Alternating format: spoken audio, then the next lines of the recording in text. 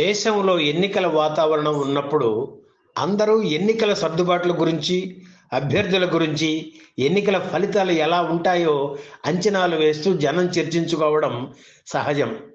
1977లో లోక్సభ ఎన్నికలు జరుగుతున్న సమయంలో చిత్రాంధ్రప్రదేశ్ అనే ఒక రాష్ట్రం ఉంటే దాని శాసనసభకు ఎన్నికలు జరిగితే తారలందరూ పోటీ చేసి గెలిచి అధికారంలోకి వస్తే ఎలా ఉంటుంది, ఏ శాఖలను ఎవరు నిర్వహిస్తే బాగుంటుందనే ఆసక్తికరమైన ఊహ చేసి 1977లో ఒక సినీ వారపత్రిక ప్రచురించిన కథనాన్ని సేకరించి మీకు అందిస్తున్నాం. కాసేపు చూసి సరదాగా నవ్వుకోండి. అందరి హీరోల అభిమానులను సంతృప్తి పరిచేలా ఆ కథనం కొనసాగింది. పాఠకుల్ని అలరించడానికి ఈ కథనాన్ని ప్రచురించినా ఇందులో ఒక అంశం మాత్రం నిజమైంది. చిత్రాంధ్రప్రదేశ్ ముఖ్యమంత్రిగా ఎన్నికైన ఎన్టీఆర్ 6 ఏళ్లకు నిజంగానే ఆంధ్రప్రదేశ్ రాష్ట్రానికి ముఖ్యమంత్రి అయ్యారు.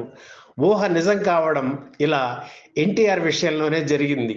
చిత్రాంధ్రప్రదేశ్లో జరిగిన ఎన్నికల్లో తారా పార్టీ అభ్యర్థులు ఇతర పక్షాలపై అఖండ విజయం సాధించడంతో తారా పార్టీ తొలిసారిగా శాసనసభ పార్టీ సమావేశం ఏర్పాటు చేసింది.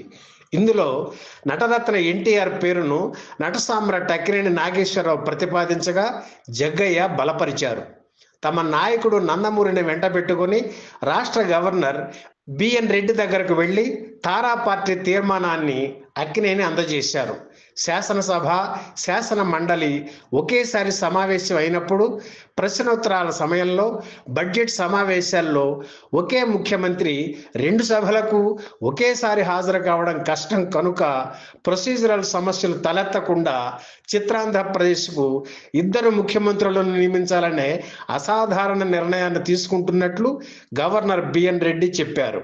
శాసనసభలోని వ్యవహారాలను ఎన్టీఆర్, శాసన మండలిలోని బాధ్యతలను ఏఎన్ఆర్ నిర్వహించాలని కోరారు. వారిద్దరూ సమ్మతించడంతో ముఖ్యమంత్రులుగా ప్రమాణ స్వీకారం చేయించారు. ఎన్టీఆర్ తెలుగులో, అక్కినేని ఇంగ్లీష్లో ప్రమాణం చేశారు. ఆ తర్వాత మంత్రివర్గ సభ్యులుగా రామానాయుడు, విపి రాజేంద్ర ప్రసాద్, భానుమతిలతో గవర్నర్ బిఎన్ రెడ్డి ప్రమాణ స్వీకారం చేయించారు.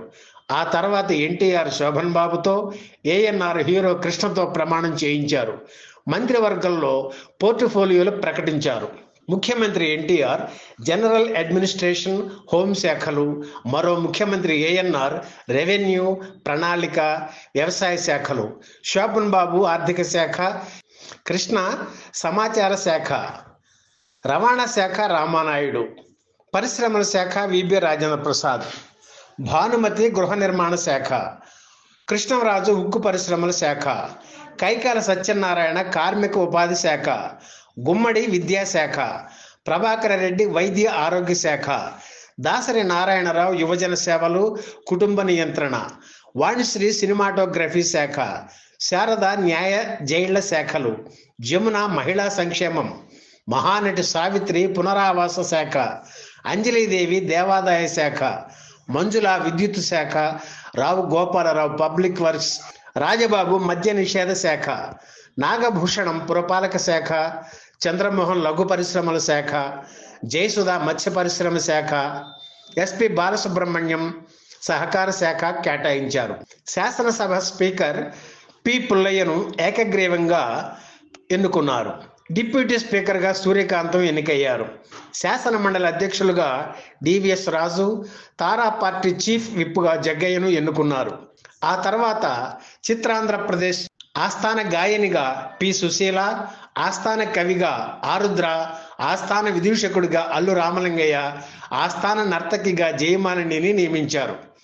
అలాగే చిత్రాంధ్రప్రదేశ్ ఆర్ష సంపత్తి వ్యవహారాల శాఖ మండలి అధ్యక్షుడిగా బాపును, చిత్రప్రదేశ్ ఫిల్మ్ శిక్షణ సంస్థ చైర్పర్సన్గా జయచిత్ర, యువజన సేవా సంస్థ పర్సన్ ఇన్ఛార్జిగా జయప్రదను గవర్నర్ బిఎన్ రెడ్డి నియమించారు. ఇదంతా చూస్తుంటే తమాషాగా అనిపిస్తుంది కదా. ఇప్పుడు కూడా తారా పార్టీని ఏర్పాటు చేసి అధికారంలోకి ఏ తారలు వస్తే ముఖ్యమంత్రిగా ఎవరు, మంత్రులుగా ఎవరెవరు ఉంటే బాగుంటుందో మీ కామెంట్స్ ద్వారా తెలియజేయండి. మరోసారి సరదాగా నవ్వుకుందాం.